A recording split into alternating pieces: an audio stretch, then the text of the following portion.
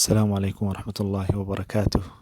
Good morning, brothers and sisters who are following this Twilight chat.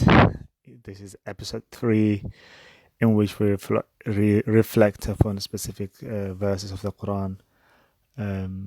So, this is the third day of Ramadan as well. It's the 26th of April and the 3rd of Ramadan, 26th of April 2020, and it's the 3rd of Ramadan 1441. It's time's almost 5:30, 5:27 London time. As I've mentioned in the very first beginning of this series, we'll just be reflecting upon the meaning, upon the verses, also trying to extract some sort of ideas and concepts from these verses so that we can use them throughout our daily lives. Today we're going to reflect upon 3 or 4 verses from the Quran. This is from the second juz', and these are and in Surah Al-Baqarah, verses 153, 155, 156, and 157. These 3 verses are very related to the concept of guidance that we spoke about in the previous episode. Allah subhanahu wa ta'ala says, Ya ayyuhalladhina amanu ista'inu bis-sabri was-salati inna Allaha ma'a sabirin. That's verse 153. And then verse 155 says, وَلَنَبْلُوَنَّكُمْ بِشَيْءٍ مِّنَ الْخَوْفِ وَالْجُوعِ وَنَقْصٍ مِّنَ الْأَمْوَالِ وَالْأَنفُسِ وَالثَّمَرَاتِ وَبَشِّرِ الصَّابِرِينَ الذين إذا أصابتهم مصيبة قالوا إنا لله وإنا إليه راجعون أولئك عليهم صلوات من ربهم ورحمة وأولئك هم المهتدون. So I just recited these 4 verses. I will go into the translation and interpretation of these verses shortly. But the question is, how do we relate these verses to the concept of guidance?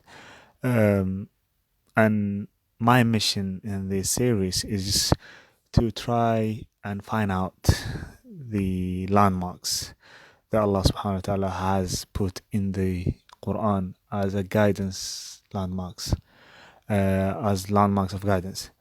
And the reason I'm doing this is just because the Quran itself, in the first in the very beginning, in the first Surah Al-Baqarah, it talks about the book itself being a guidance, and also this concept comes again in other verses in the Quran that this is the book of guidance. But what do we mean when we say guidance? Are we looking for guidance to do our DIY? That's not what we mean by guidance here. It doesn't mean the Quran is not going to show you how to prepare your bread or how to cook your food. This is not it's not a recipe for the kitchen. Is a recipe for life. It's a recipe for the journey, especially the spiritual journey. And I insist on this term, spiritual journey, because as people on this earth, we're not meant to just feed our stomach and just work and that's all. We are meant to be. This is just a necessary action, or necessary actions that we have to take so that we can function on this earth. However, the purpose is far, far beyond this very worldly material aspects of our functionality, and so one of the landmarks, Allah subhanahu wa ta'ala says, Ya ayyuhalladhina amanu. It's a call again, and it's a common thing that we see in the Quran. Ista'inu bis-sabri was-salati inna Allaha ma'a sabirin. So if we recall in the first Surah Al-Fatiha, we spoke about Iyyaka na'budu wa Iyyaka nasta'in. So from you we seek help, and to you is our worship. So we worship you and we seek help from you. And Allah subhanahu wa ta'ala is asking us in this verse, is like seek for help. through prayers.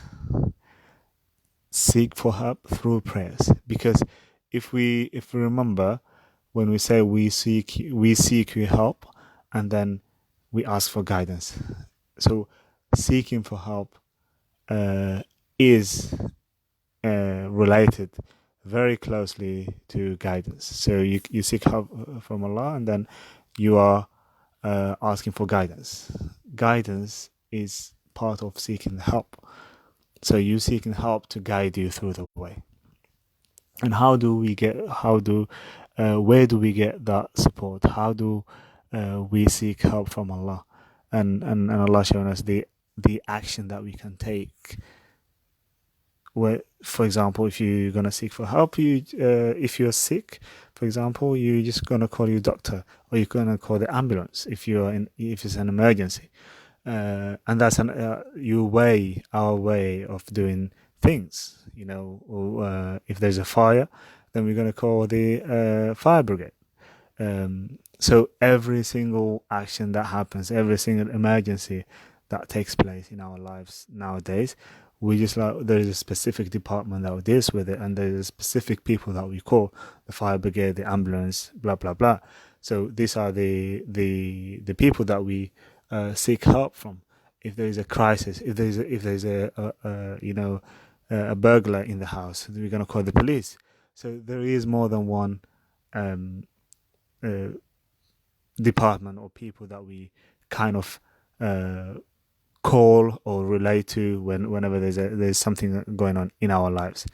But how do we seek help for guidance? The answer is bisabri wa salat, like through patience and through prayers. So through patience and through prayers, we seek help. And then indeed, Allah is with the patient. Indeed, the Lord, the Creator, is with the patient, with people who have patience. Because calamity can strike you. Things can go wrong in this life. And then the Creator is with those who are patient. That's it, that's the outline. And then I'm going to move to the next verses because time is passing. So there is, and how are they related? Because the last verse of this series of verses is saying, indeed, they are the guided ones. So people with these attributes, with these merits, with these traits are the people who are guided. So the first verse, it says, وَلَنَبْلُوَنَّكُمْ بِشَيْءٍ مِّنَ الْخَوْفِ وَالْجُوعِ. Indeed, we will test you. We will test you with something of fear, with something of hunger, and then with loss of lives, نقص من الأموال, loss of wealth, loss of lives, loss of some fruits, which is not necessarily fruits, but also some sort of it could be interpreted as a loss of, in whatever you have. وَبَشِّرِ الصَّابِرِينَ, and then give glad tidings to the people who are patient. Patience, people, is one of the merits of the people who are guided, because this life is not eternal, and every single thing that you do or that happens to you, every calamity that might strike you, you need to be patient. And patience means going through life's and its problems with sincere and real belief that this life is short and these things that we're facing are going to pass by, and time will eventually heal us. Even if we're not going to heal, we will depart. And if we're going to depart, regardless of what we're going to lose or what kind of calamity is going to hit us, then we're going to depart. It's not going to be an everlasting calamity or an everlasting loss, because any loss that you think of is temporary, because we as ourselves are going to be a loss of someone. We're gonna leave this life. So our loss is just one in many losses that this life or people in this life are gonna face. We're gonna lose someone, and someone's gonna lose us one day. But there is an acknowledgement of the fact that loss, especially when it comes to losing lives, losing your wealth, it could be very depressing. It could be very difficult upon someone to kind of bear. So the action or the reaction as a result of this kind of loss should be, or the advice that's being given to us is just to say, Inna lillahi wa inna ilayhi raji'un. To Allah we belong, and to Allah we shall return. Because we in this life, we have come to this life with nothing. So we've just came to this life with nothing. Our parents, brought us to this life as a result of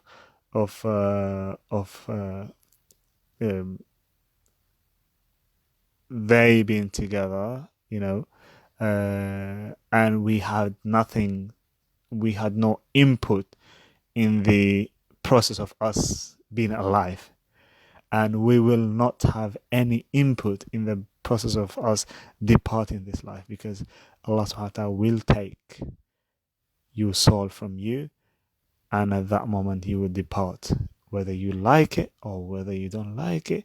That's a secondary thing. You will definitely depart, and those who left us had left us not because they wanted to leave us, but their time has come to an end. Time is up, and when time is up, you have to go, and everyone will have to go eventually. So this is so the reaction should be when a calamity strikes, the reaction should be Inna lillahi wa inna ilayhi raji'un, and then the Quran or Allah subhanahu wa ta'ala is saying Ulaika, and those who react in such a manner, those who are patient when calamity strikes, Ulaika alayhim salawatun min rabbihim wa rahmah, a blessing is upon them, and also a mercy from the Lord. And they indeed are the guided ones. Again, we're going back to the concept of guidance. So to add to what we've talked about in the past 2 episodes, there are a few merits that Allah subhanahu wa ta'ala is outlining, and also Allah is showing us what we need to have. So we will test you. That's what he's saying. There's going to be a test for us. So you can't just say, okay, I'm guided, or I'm a believer, and then don't expect to be tested, because life is built upon tests. There are tough times that we're going to face, and it's very difficult. It's very difficult to bear with. I personally have gone through and I'm still going through some time of grief, as I've lost one of very close, a person who was very close to my heart a couple of weeks ago, literally 2 weeks ago, on the 11th of April. And it was difficult. It was difficult to deal with, and it is still difficult to deal with. But the knowing that this is going to pass, and I myself will depart one day,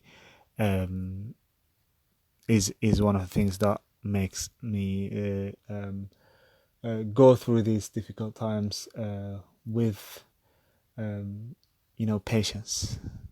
Because if you don't have patience, then things will eventually get out of control, because you're gonna think and overthink about things. You're gonna think about them. You're gonna think about the fact that someone has departed. You're gonna think about the fact that this person was a good person. You're gonna think about the fact that you had plans with this person. So you would overthink, and that would probably makes you doubt the fact that there's a creator. You believe in God, and the Lord will be tested as a result of this overthinking. So what is the remedy? The remedy is to go through things with patience and prayer. These are the two remedies. استعينوا بالصبر والصلاة. So ask help through prayers, standing, in prayers and say, "Oh Lord, give me, help me, guide me, show me the way, make it easier for me." And then making prayer for the people. If it's a loss of people, just like saying, "Oh Lord, make it, grant them the highest of status in the hereafter." And then you praying for the people, and you praying for yourself, and that connection between you and Allah, the communication that we talked about, that connection between you and the Creator would make you visualize the reality of this life that we live in. And as they say, وَلَوْ دَامَتْ لِغَيْرِكَ لَمَا لو دامت غيرك لما وصلتك. And so if this life is eternal, has this life been eternal for those before you, it wouldn't have reached you. Eventually it would have stopped somewhere, because it's not eventual. It's not for us, it's for someone else. So had it been eternal, for those who were before us, it wouldn't have reached us. But it's not eternal. People leave, people depart, and we, as a result, come and we depart. Other generations come and they depart, until the day that Allah subhanahu wa ta'ala says, this is the end of it for this dunya, for this life, for this earth. Until that day, it will be generation after generation replacing each other. So going back to the concept of guidance, and as I've outlined in the very first beginning, I'm trying to look into things that identify people who are guided, and then follow this, try to apply them. The second juzu of Surah Al-Baqarah talks about a lot of things that are related to a daily life actions, giving charity, being good, so many things. But because of the constrictions that are of time, and also of the episodes, we can't explore all of the verses, and also because the Quran itself would take years and years for us to kind of explore the verses together. But I'm just picking up some verses relevant to some of the concepts that I myself trying to establish for my life, also for those who are listening, those who are following these episodes. And one of the concepts that I would like to establish and also have a firm understanding and believe in is the concept of guidance. Because if you're guided in this life, then the rest of it would be easier and secondary. As important as everything might seem, guidance is the most important thing. And if you're not guided, if you're not shown the way, if you're not supported by the Lord, by the Creator, then whatever you do, or whatever you try to do, had no real value and real meaning. So to conclude this episode today, Allah subhanahu wa ta'ala is talking about people who are guided, and we picked up on 4 verses of the Quran, and before these verses, Allah is asking us to ask for support and help through patience and prayer. And if you remember Surah Al-Fatiha, when we talked about إِيَّاكَ نَعْبُدُ وَإِيَّاكَ نَسْتَعِينُ. And by the way, the Imam Ibn al-Qayyim is one of the greatest scholars who had explored this issue of guidance, and also things to do with the heart and cleansing the heart and the soul. He has a book called مدارج السالكين من منازل إياك نعبد وإياك نستعين.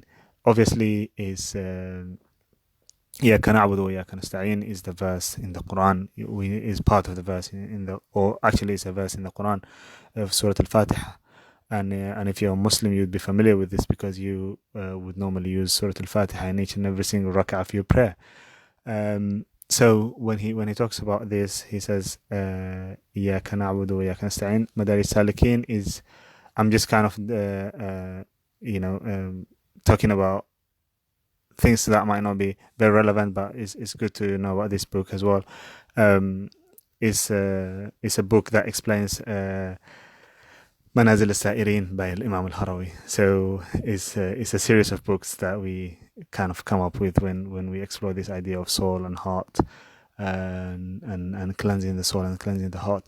So Madarij Salikin, Manazil Iyaka Na'budu wa Iyaka Nasta'in, he dedicates the book and he titles it with this verse, Iyaka Na'budu wa Iyaka Nasta'in. It is you who we believe in, and it's you who we ask for help. It's you who we worship, not believe, worship, and then it's you who we ask for help. And so Allah is saying, Ya ayyuhalladhina amanu ista'inu bis-sabri was-salati inna Allaha ma'as sabirin. So ask for guidance through prayer and patience. And then if calamity strikes, obviously there's a warning here. Allah is warning us, like, we will test you with calamities, with loss of lives and loss of wealth, and give glad tidings to those who are patient. And when calamity strikes, all they say, just like, we to God we belong, to the Lord we belong, to Allah we belong, and to Him we shall return. And these are the people who will receive the blessings of the Lord, and the mercy of the Lord. And also these are the people who are indeed the most guided people. So to conclude, amongst the merits of those who are guided is when a calamity strikes, they are patient, they resort to prayers, and also they acknowledge the fact that everything in this life is temporary and everything will pass.